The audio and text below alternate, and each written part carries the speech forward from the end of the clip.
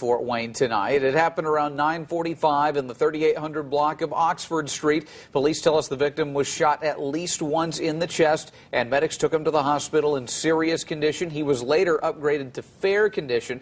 Investigators also say a man wearing dark clothes ran from the scene. K-9 units are at that scene trying to track down that suspect right now. News Channel 15 has a crew there as well, and we will have more details here on TV and on Wayne.com as they become available. She has been a trailblazer for women in law enforcement, and now she's retiring. Tammy Schaefer spent the last 11 years as Bluffton's police chief, and she's worked on the force for the last 25 years. Today, News Channel 15's Randy Spieth talked to her about her career, and Randy joins us now with more. Chief Schaefer tells us she never dreamed of one day being a police chief. Her goal was just to be a good cop. Bluffton Mayor Ted Ellis says he got that and much more. Tammy Schaefer joined the Bluffton Police Department in 1988, but becoming chief wasn't on her mind at the time. I just want to be a good police officer. That really, truly was it. And I didn't have these aspirations, but I think other people saw something in me. One person who saw her potential was Bluffton Mayor Ted Ellis, who appointed Schaefer to chief in 2003. When Ted asked me to be, I was just thrilled. Wasn't anything that was ever on my radar, but I knew I could work for him. I knew I could be his chief of police. Tammy's a good cop, first and foremost, and that quite often makes for good leadership, but a good role model as well. Those qualities will get recognized throughout the state. Schaefer was appointed by former Governor Mitch Daniels to the state's Law Enforcement Academy Training Board in 2007. And was picked by her fellow police chiefs to serve as president of the Indiana Association of Chiefs of Police. Tammy has just exceeded expectations. Schaefer is one of the first female police chiefs in the country and says her story still inspires other women. I actually just spoke at a panel at the Indiana Law Enforcement Academy yesterday, and there was a chief there, and afterwards she says, "Oh, I just admire you." After 11 years as chief, gender has become less of an issue. It's more about your communication, and it's about, your brain and, how you're using those skills that you have. It's really not very much about strength and brawn. I've really only had to be in a couple of really knockdown, drag-out fights in my whole career. We're just happy to have had her as chief since 2003. It was a good decision then, and I've never regretted the decision to make her chief. Schaefer will step down on June 2nd. That's when Deputy Chief Nathan Huss will take over as the city's chief. Next up, Schaefer says she wants to travel across Indiana and then other parts of the world. Randy Spieth, News Channel 15. Today, leaders at Bishop Dwenger High School announced they will close the school Monday so students can attend the funeral for Haley Nellum. Haley was a 17-year-old student at Dwenger. She died last weekend after police say Jeremy Washington ran a red light at Stellhorn and Hobson, hitting her car. He admits he was driving away from the scene of a shooting at the time. Police say he had a blood alcohol level of 0.15. Haley's funeral will be Monday morning at 10:30 at St. Charles Catholic Church. Jeremy Washington's initial hearing is scheduled for 2 hours before that at the Allen County Courthouse. He's accused of stealing liquor and driving his truck into the Wabash River along with spitting at officers. And now he faces several charges for all that. Yesterday afternoon, investigators say Seth Gehring stole a bottle of liquor from a store in Bluffton and threatened to kill the clerk. Then he got into his van and crashed it into the river near the White Bridge. When crews tried to rescue him, they say he threatened to kill 3 officers and their family members. Officers say they had to put a bag over his head to keep him from spitting on people. His reported blood alcohol level was 0.29. He faces several charges, and he will be in court on Monday. The Australian Air Force will be landing right here in Fort Wayne at the 122nd Fighter Wing tomorrow morning. This is to help with the search for that missing Malaysian airliner. The leaders of that search want to use underwater equipment from a local company. They're asking the local defense contractor Ultra Electronics out of Columbia City to help them load sonar buoys. Those buoys will help with their search of the Indian Ocean. Crews from the local fighter wing will help load up that equipment as well. The Australian Air Force plane will touch down at the base around 10 tomorrow morning. Some barbershops across Fort Wayne will look a little different tomorrow. April is Men's Health Month, and for the 4th year in a row, the barbershops, the Fort Wayne Commission on African American Males, and other community partners are offering free health screenings. It's all part of a statewide initiative. 14 cities total will be participating tomorrow. The free health exams are available to men of all ages. When you don't know that you have something going on, oftentimes it's too late when you find out. So it's always good, and especially with African American males do not go to the doctor regularly. So that's why we have it in the barber shops. Tomorrow from 9 to 3, nurses, pharmacists, and other healthcare professionals will be giving the exams. Besides it being free, it takes less than 5 minutes. You can find the full list of participating barbershops by going to Wayne.com. City leaders in Fort Wayne started accepting bids for a new section of the Puffer Belly Trail today. And while lots of people are excited about this expansion, some folks living nearby say it's going to come at the expense of their privacy. In June, leaders hope to break ground on the new 10 to 12 foot wide stretch of trail. It'll run 1.25 miles heading north from DuPont to Carroll Road. They hope to finish that section by this fall. The expansion will cut behind backyards in the La Brea and Woodmont neighborhoods.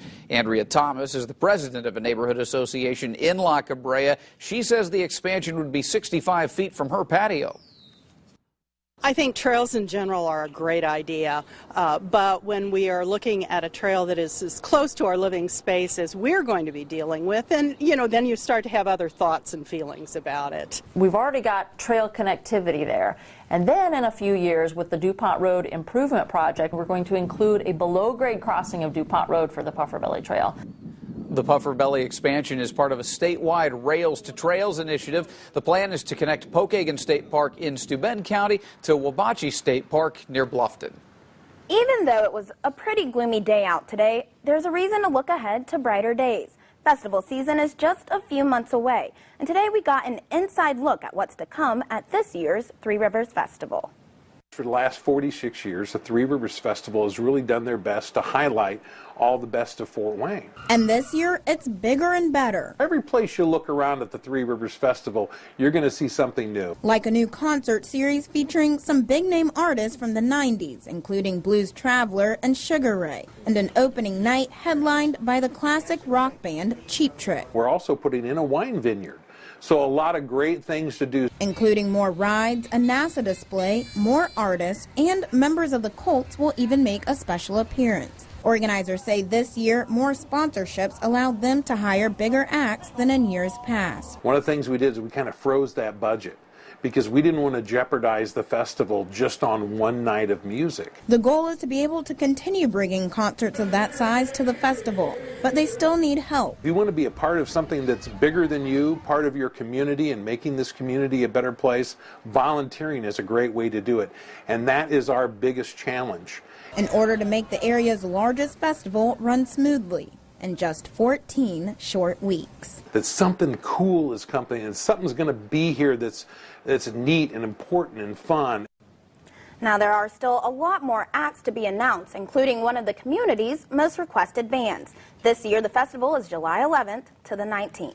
Have you ever heard of archery tag? It's a game that was locally invented in Waterloo about 2 years ago, and now it has already expanded to 24 countries. Soon, it could be on Navy ships, too. Archery tag is like dodgeball, but with special foam-tipped arrows. The game is already on 4 U.S. naval bases, and last week, the local company behind it got to show the game to the crew on the USS Macon Island in San Diego. The company's CEO says the members of the military there were so impressed, the Navy's interested in putting the archery game on ships around the world now.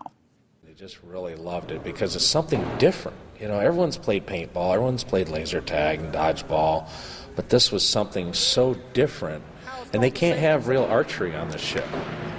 Talks with the Navy are still in the early stages, so this isn't a done deal yet. Also, crews are building an indoor archery tag arena in Ashley, and that could open this summer.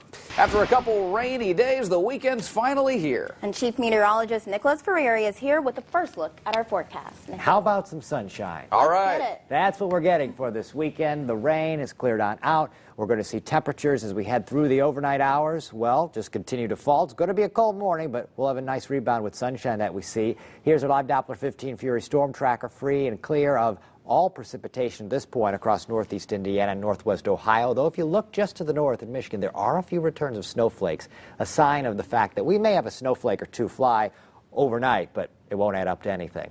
36 right now. The winds from the west at 21 miles per hour, gusting to 30 miles per hour. The winds will be dying down as we move into our Saturday. So for tonight, a few flurries possible. 29 will be our low temperature to get our Saturday started. But then over the weekend, great improvement for us. And next week has a nice warming trend, too. I'll fill you in the forecast coming up. Thank you, Nicholas. Indiana Senator Dan Coats got a bit confused earlier this week. He thought he was going to a Senate Appropriations Subcommittee hearing. The only problem is he wasn't in the right subcommittee hearing room. And when he started asking his questions, it left everyone confused as to what he was talking about. Going to be to the current DFAS system, locations, personnel, etc. Undersecretary Cohn, I just wanted to I just got a note saying I'm at the wrong hearing. Oh, okay. I've got the right room number, but the wrong hearing. Well, that would explain why I didn't know anything about this letter.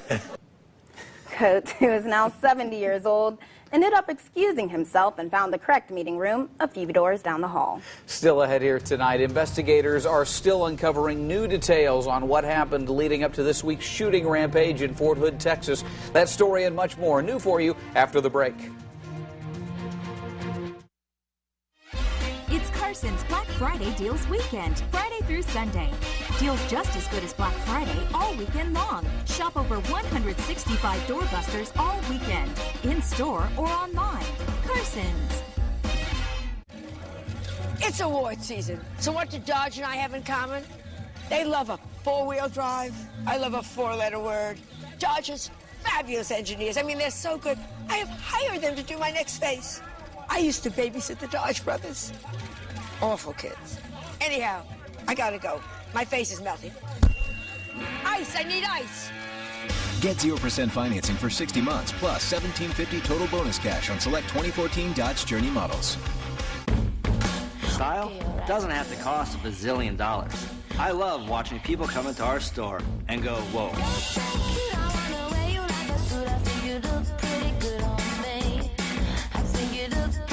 Every day, we have new designs, new styles, and new trends coming into our store.